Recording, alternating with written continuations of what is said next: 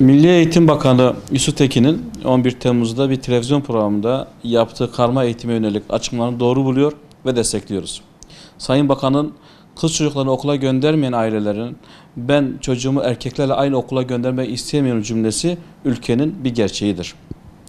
Asırlar boyu ve Cumhuriyet'in kuruluşundan itibaren 75-76 yıl boyunca kız erkek liseleri gibi karma olmayan ve Atatürk'ün başlattığı bu uygulamayı 28 Şubat'ın antidemokratik sürecine Metin Bostancıoğlu diye bir bakan yasaklamıştır. 10 kadının müracaat ettiği dikiş kursuna bile erkek almadan kurs açılamaz hale getirilmiş bir dönemin uygulama örneklerinin bir kısmı ne yazık ki hala devam ediyor. 28 Şubat 1000 yıl sürecek diyen zihniyetin haklı olduğunu bu süreçlerin devamından ne yazık ki anlıyoruz. Başta ABD olmak üzere birçok Avrupa ülkesi ve gelişmiş ülke olarak adlandırdığımız ülkelerde kız ve erkek çocuklar için ayrı okullar mevcuttur. Eğitim hakkı bütün dinlerde ve hukukta vazgeçilmezdir. Nitekim anayasamızın da 1739.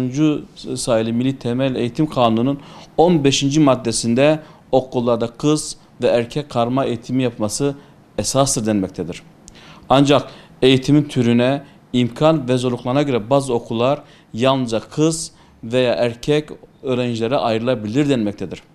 Dolayısıyla bizim için tek bir çocuğun okumasının önündeki bir engel varsa bu engelin kaldırılması yönünde devletin ve hukukların gereğidir. Kaldık ülkemizde kız ve erkek Anadolu liseleri, kız ve erkek meslek liseleri, İmam Hatip kız ve erkek liseleri var.